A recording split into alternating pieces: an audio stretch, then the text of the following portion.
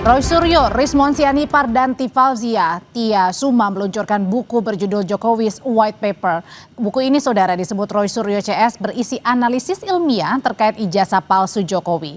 Ketiganya meluncurkan buku setebal hampir 700 halaman. Poin yang ada di dalam buku ditulis dengan format ilmiah atau jurnal. Di antaranya adalah bukti dan asal-usul polemik ketidakpercayaan publik terhadap ijazah milik Jokowi. Ya, dan hari ini kita wujudkan itu untuk mewujudkan bahwa kami memang melakukan semuanya itu pure science, ilmu pengetahuan. Nanti di dalam buku ini itu ada yang nanti akan terangkan sedikit ya oleh kita. Ada penjelasan tentang telematika, telekomunikasi media informatika, tentang peristiwa yang terjadi pada tahun 2013 yang mengawali semuanya. Ketika seseorang mengaku lulusan UGM tetapi IPK-nya katanya di bawah 2, ya. Dan itu menimbulkan pertanyaan di masyarakat. Itulah yang mengawali semuanya. Itu ada cerita dalam buku ini.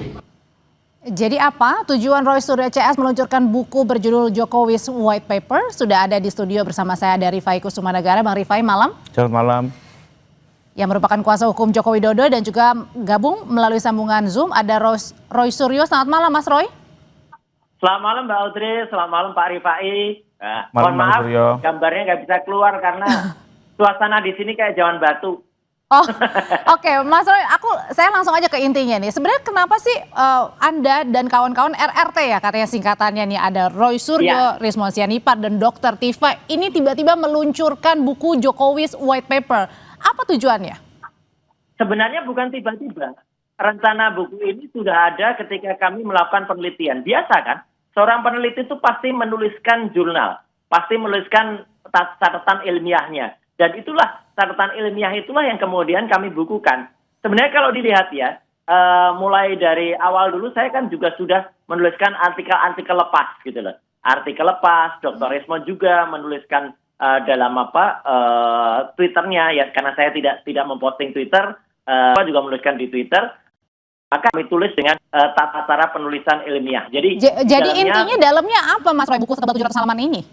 Ya, selain berisi keterangan, narasi, kita juga berisi grafik, gambar-gambar, misalnya hasil-hasil penelitian kami ya, atau juga misalnya dokumentasi. Nah, misalnya soal peristiwa ketika tadi yang berita tadi tanggal tahun 2013 itu peristiwa di Jogja juga. Ketika waktu itu ada diskusi antara sekarang pemretnya Kompas nih ya, Mbak Rosiana waktu itu selaku moderator dengan Pak Profesor Mahfud MD, kemudian dengan Buya Safi Ma'arif dengan Jokowi ya, waktu itu ada di UII. Nah, kemudian itu kan pada ngaku IPK-nya berapa. Nah, dari situ ada fotonya, ada dokumentasinya. Kemudian ada beritanya. Nah, jadi semua itu kami tuangkan lengkap dengan bukti-buktinya. Kalau selama ini mungkin orang hanya mendengar di podcast, hanya mendengar naratif, ini semua di buku ini ada bukti, foto. Memang apa itu bukti? Link. Apa di 2013, Mas? Ya, misalnya ada bukti ketika peristiwa itu ada di Universitas Islam Indonesia. Ketika ada diskusi yang judulnya seminar memimpin dengan hati, waktu itu judulnya gitu. Nah, kemudian selain itu misalnya ada analisis ya, Mbak Audrey, yang sering terdengar waktu itu, ada analisis error level analysis, kemudian ada postingannya si Dian Sandi ya. Nah, kenapa kami menganalisis Dian Sandi? Kemudian ada peristiwa press conference Barreskrim, itu ada fotonya juga. Jadi artinya semua itu lengkap dengan analisisnya, foto itu kita analisis juga, dan lengkap misalnya kalau Dr. Rizmon misalnya lengkap dengan skema-skemanya. Misalnya ketika beliau mengatakan, oh ini jasnya tidak menutup jasnya ada di atas cap gitu. Jadi lintasan cap tidak menutup jasnya. Kayak gitu. Saya misalnya juga menganalisis antara foto, komparasi antara satu foto dengan foto yang. Jadi foto-foto itu kami sajikan. Komparasi ijazah-ijazahnya kami tampilkan semua. Oke, jadi intinya adalah buku di situ di dalamnya adalah berisi tentang ijazahnya Pak Jokowi ya. Intinya seperti itu ya, Mas Roy ya? Iya, ijazah yang selama ini tampil di publik. Misalnya yang diposting Dian Sandi, misalnya yang dia ada pada tampilan ketika press conference dari Barreskrim. Itu aja lah. Kalau Pak Jokowi menunjukkan ijazah aslinya pun kita muat dalam buku itu gitu loh. Jadi ini populer banget gitu, sains tapi populer. Itu Pak Audrey. Bang Rifai, Pak Jokowi kaget nggak sih melihat ini ada Jokowi's White Paper yang diluncurkan oleh RRT nih begitu? Kaget nggak? Kemarin sudah ada tuduhan pencemaran nama baik, kemudian ada skripsi, sekarang tiba-tiba luncurin buku. Ya kalau Pak Jokowi sendiri sih, beliau sih tenang-tenang saja ya, santai-santai aja. Artinya orang mau bikin buku ya monggo saja gitu ya. Sekalipun kalau kami sih berpandangan buku ini memang dibuat sebagai alibi dalam perkara yang sedang berjalan gitu ya. Sementara saya sendiri melihat bahwa keberadaan buku ini juga tidak akan berpengaruh terhadap perkara. Kenapa? Karena dalam perkara itu situasi, kondisi atau circumstances yang dilihat itu adalah peristiwa sebelum hingga terjadinya delik.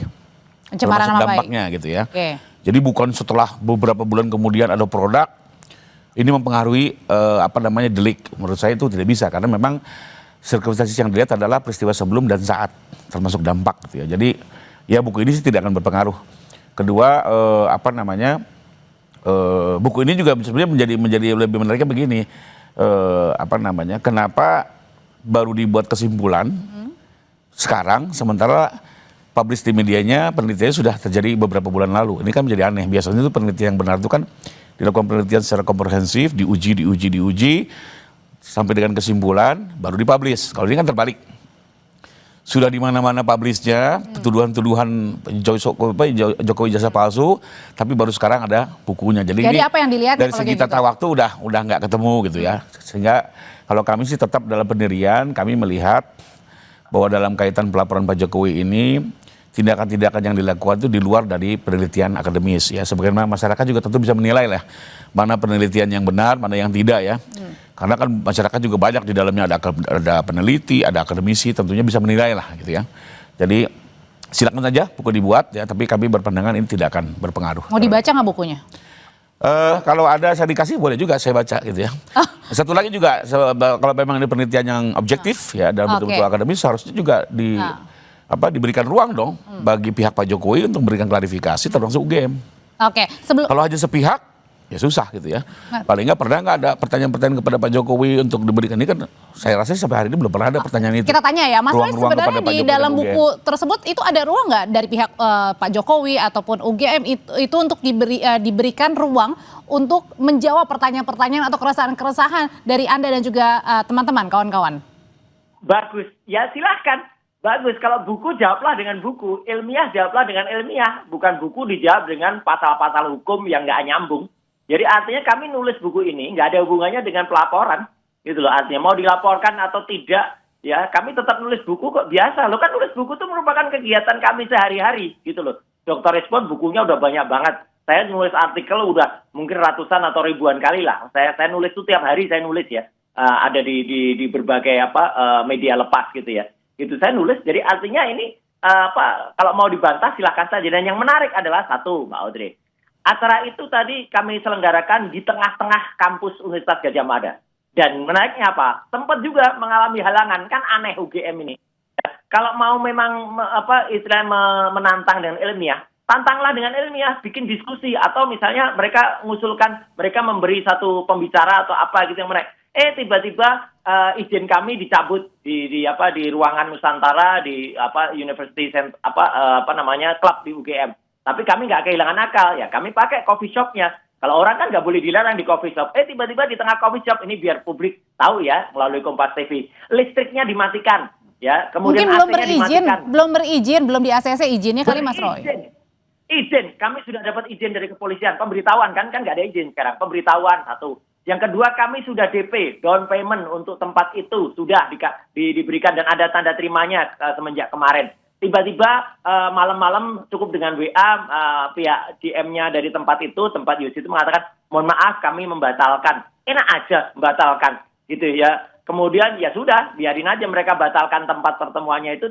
Kita kan juga bisa makan minum di coffee shop kan gitu. Dan yang menarik apa? Ini telekomunikasi juga kayaknya juga dihambat gitu loh. Network jaringan dari tadi juga susah. Ya, tapi menarik lagi Pak Rifai, kami tadi juga lihat ada beberapa orang datang, beberapa dosen UGM datang, bahkan ahli yang dipakai oleh kepolisian, ya inisialnya DS, hadir di acara itu, kemudian ikut dengerin, gitu. Tapi dia diem aja, gitu. Lah udah kan bagus, berarti kan mereka menjadi saksi, UGM jadi saksi peluncuran buku itu, dan silakan kalau mau bantah aja Mbak Audrey, bantah buku dengan buku itu. Oke, Pak Jokowi juga mau membuat buku, kalau kata Mas Roy bilang kalau ya udah bantahnya dengan buku, ketemu buku. Iya, silakan Jokowi silakan bikin buku. Oke, justru kalau dari kami memang dari awal berpandangan bagaimana dalam laporan kami, jadi apa yang dilakukan oleh para pihak yang mengklaim selama ini peneliti adalah bukan kegiatan penelitian dalam rangka akademis. Kami melihat ini hanya sebagai alibi, karena di beberapa kasus juga memang banyak, dalam beberapa presiden kasus pencemaran, selalu para pelaku itu membungkus dirinya seolah-olah dalam rangka penelitian. Tapi kembali lagi juga dalam perjalanannya selama ini, para penegak hukum termasuk para hakim juga tidak mudah terkecoh. Ya, jadi kembali lagi silakan aja, ini bagian dari cara berargumentasi ya bahwa ini penelitian, tapi kami tetap dalam kesimpulan bahwa yang kami laporan ini jauh dari penelitian. Nanti kita lihatlah di persidangan. Tetap berjalan artinya itu ya? Betul. Karena ini memang biasa seperti ini, banyak dilakukan ya. Yang bisa diterima itu salah satunya yang kasusnya Mas Haris Azhar itu ya. Itu betul dalam rangka penelitian dan dibebaskan oleh PN Jakarta Timur. Jadi memang rata-rata melakukan seperti ini, Mbak. Buat kami ini alibi dan dalam pandangan kami tidak akan berdampak dengan perkara. Saya tambahin lagi Mbak Audrey, kami tidak asal loh ya menulis buku ini. Buku ini akan terbit dalam bahasa awalnya, ya bahasa awalnya. Nanti mungkin akan ada beberapa bahasa. Selain selain deluxe paper, juga kemudian edisi yang biasa, juga akan terbit dalam e-book. Kemudian ISBN-nya kami sudah mau dapatkan. Setelah itu kami akan terbitkan ini distribusi di 25 negara. Jadi biar masyarakat tahulah isi sebenarnya apa, dan biarkan masyarakat yang menilai lah. Gitu, masyarakat menilai sebenarnya kasusnya itu kayak apa gitu. Ini kan hari Rabu Anda akan dipanggil ya, betul ya, di Polda ya, sudah ada jadwalnya ya. Nah, berkaitan dengan pemanggilan itu Mas Roy, kenapa Anda, ini penelitian Anda ini tidak dibawa saja pada saat nanti diperiksa di Polda? Nanti Mas Roy akan menjawab, tetap bersama kami. Gini. Nanti dulu Mas Roy.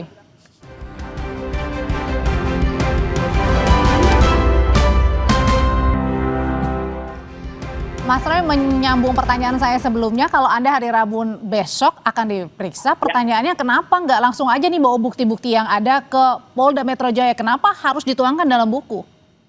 Loh, buku ini nggak ada hubungannya, buku ini jangan, Polda juga usah GR ya. Buku ini nggak ada hubungannya dengan pemeriksaan di Polda, tapi kalau Polda penyidiknya pengen tahu tentang isi buku ya kita berikan nanti datanya gitu. Jadi buku ini ada tidak adanya pemeriksaan di Polda, buku ini tetap kami tulis kok. Gitu, karena buku ini sifatnya ilmiah untuk pengetahuan masyarakat. Biar masyarakat tuh ngerti bahwa pernah punya presiden yang ijazahnya diragukan. Gitu aja udah, jelas banget ini di buku ini. Jadi artinya penelitian ilmiah yang kami lakukan itu jelas banget tentang misalnya tentang skripsi. Kenapa tidak ada lembar pengujian skripsi. Dan itu buktinya ada gitu loh. Dan kami tulis siapa-siapa yang ada itu, kalau tiba-tiba nanti pada saat pembuktian itu tiba-tiba ada lembar pengujiannya. Nah, setidaknya buku ini sudah pernah mencatat bahwa pada saat tanggal 15 April 2025 yang lalu di ruang 109 Fakultas Kehutanan, itu lembar pengujiannya itu tidak ada. Kalau tiba-tiba nanti ada, berarti ada bukti palsu yang waktu itu ditunjukkan, dan ini ada konsekuensi hukum. Tapi temuan-temuan ini ada nggak takut? Sekarang kan lagi tersandung kasus dugaan pencemaran nama baik Pak Jokowi, dengan menuangkan buku ini, Anda nggak takut Mas Roy? Ya, itu namanya ilmiah kok dituding dengan hukum yang katangan kayak gitu. Enggak. Pencemaran nama baik apa? Kalau namanya baik dicemarkan, kalau namanya udah cemar ya dibaikkan namanya. Jadi artinya apa? Orang yang kemudian dipertanyakan ketika diskusi ilmiah tahun 2013 menyatakan IPK-nya di bawah 2, itu namanya baik atau cemar.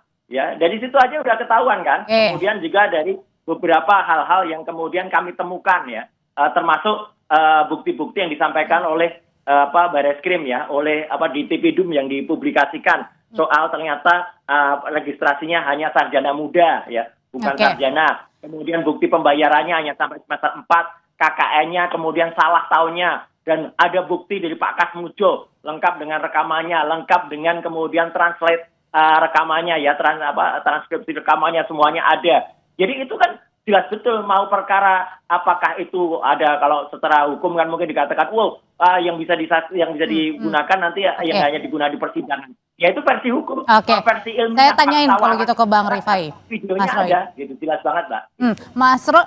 Bang Rifai, kalau Anda lihat sendiri sebenarnya apa sih tujuan dibalik launching ini masih soft launching buku ini begitu di tengah-tengah kasus dugaan pencemaran nama baik Pak Jokowi? Ya, kalau seperti yang tadi saya jelaskan, kalau saya sih berpendapat ya, ini adalah salah satu cara untuk membangun alibi bahwa seolah-olah apa yang sudah terjadi selama ini adalah bagian dari penelitian.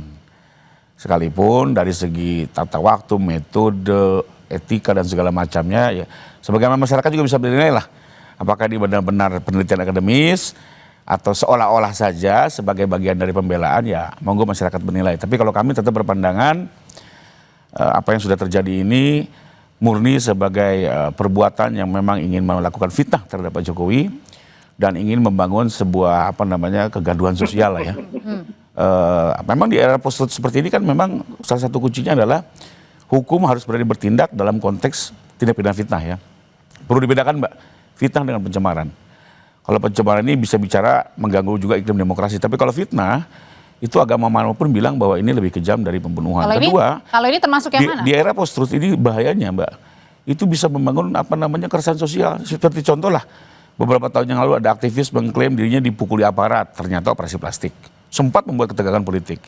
Di berbagai negara, contohnya Prancis, istrinya Presiden Macron dituduh laki-laki. Sempat terjadi gejolak sosial. Jadi sesuatu yang sifatnya adalah pencemaran dengan fitnah itu sesuatu berbeda. Ya, kalau pencemaran itu faktanya benar, tapi disebarluaskan. Tapi kalau fitnah, faktanya tidak benar, Pak. Yang disampaikan ke publik itu tidak benar. Betul-betul kebohongan yang bisa meresahkan masyarakat. Okay. Dan korban di sini bukan hanya Pak Jokowi, tapi seluruh masyarakat yang mengkonsumsi berita hoax atau yang tidak benar. Dan ini adalah menurut Bang Rifai sendiri adalah suatu fitnah dengan termasuk fitnah karena kami meyakini ijazah ini asli, benar adanya dan sah. Dan nanti biarlah di persidangan, ya. Kalau tidak salah sekarang sudah 99 saksi sudah didengar oleh Polda. Bahkan juga sudah banyak ahli didengar. Nantilah di persidangan ya, kami akan membuktikan bahwa ijazah Pak Jokowi itu asli, diperoleh dengan perkuliahan yang benar, melewati semua proses, dan beliau menerima ijazah ini secara asli dari UGM. Nah, sementara kalau dari kubunya Pak Roy kan menganggap ijazah ini palsu dengan segala rekayasanya gitu ya. Silakan nanti dua versi ini dibawa ke persidangan. Hakim yang akan menilai. Kalau gitu Mas Roy dan kawan-kawan seperti penyidik juga nih Mas Roy. Apakah ini mau bikin penyidik tandingan atau gimana gini? Bukan, enggak. Jauh di atas penyidik. Kita tuh ilmiah banget riset kami lakukan. Kalau di sana ada 99 saksi, itu kan tapi tetap menilai fitnah katanya Mas Roy. Fitnah. Enggak ada fitnah. Ini fakta semua. Ada linknya, ada fotonya, ada dokumentasinya, ada risetnya, ada hasilnya. Dan kalau sana 99 orang, kami 99%. 99,9% kami nyatakan skripsinya palsu. Jadi artinya apa? Tidak akan ada skripsi palsu yang kemudian bisa meluluskan ijazah yang benar. Jadi artinya jelas banget. Artinya dengan ini kami juga, dan tadi banyak dosen loh tadi yang datang di acara itu. Dan dosen-dosen dari berbagai fakultas di universitas, di UGM. Dan kemudian mereka sempat melihat, sempat kemudian kan saya sempat spill ya isinya dari depan sampai belakang, dan mereka juga meyakini gitu loh. Artinya apa? Buku tandingan, dan saya kira bukan hanya satu buku ini aja Mbak. Saya juga bocorin dikit nih.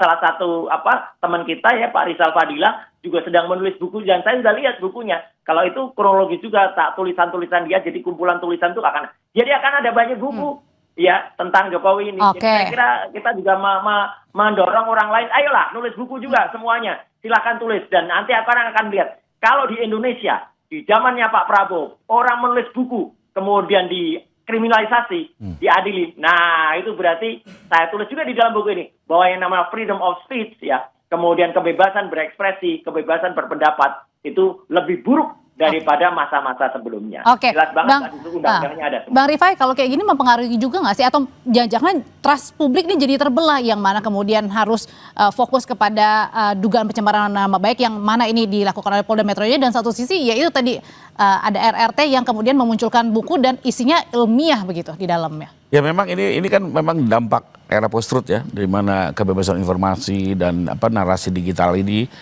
bisa membuat masyarakat terpengaruh gitu ya. Dan ini terjadi di banyak negara. Justru itu di Indonesia ini sebagai negara hukum, maka pada akhirnya adalah hukum yang harus bisa menjaga stabilitas masyarakat ya, dengan cara menelaah betul apakah ini fitnah atau bukan ya. Kalau bukan fitnah tentunya kan aman, harusnya dibebaskan ya, nggak boleh ya. Hanya sekedar pencemaran sih, saya juga aktivis Mbak ya. Saya juga nggak mau iklim demokrasi kita terganggu. Tapi kalau memang fitnah, ini kan bahaya sekali gitu ya. Melempar sebuah isu yang tidak benar, masyarakat terprovokasi bahkan terbelah.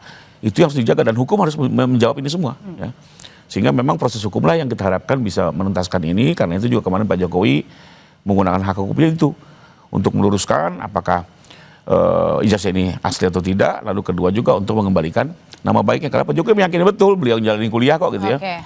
Beliau yang menerima langsung. Jadi itulah lebih kurang Mbak proses yang harus berjalan. Contoh ini tadi dibilang IPK 2, enggak, IPK beliau 3, SKS beliau 144, saya udah lihat langsung administrasinya. Makanya sayangnya itu kalau betul penelitian kenapa nggak mendengar versi UGM, mendengar versi agar betul-betul tidak sepihak gitu ya. Yang kasihan nanti masyarakat lagi Mbak, yang apa namanya mengkonsumsi informasi yang nggak benar. Gitu. Oke, kalau gitu singkat aja Mas Roy. Jadi hari Rabu datang atau enggak Mas Roy? Atau minta penundaan lagi nih, singkat aja. Oh enggak, kami datang karena memang sudah sudah selesai. Jadi semua sudah clear. Kalau soal tadi IPK itu lah berarti pada tahun 2013 seseorang bersama Joko Widodo di depan kampus UI, di depan Prof. Mahfud MD, di depan Mbak Rosiana Silalahi, di depan almarhum Buya Saifi Ma'arif, dia berbohong kepada masyarakat. Bohong dengan mengatakan IP-nya 2 kurang. Jadi kalau udah kebohongan itu ya berarti udah bohong gitu loh. Dan itulah kemudian kita lihat pada bukti-buktinya IPK-nya aja nggak mungkin 3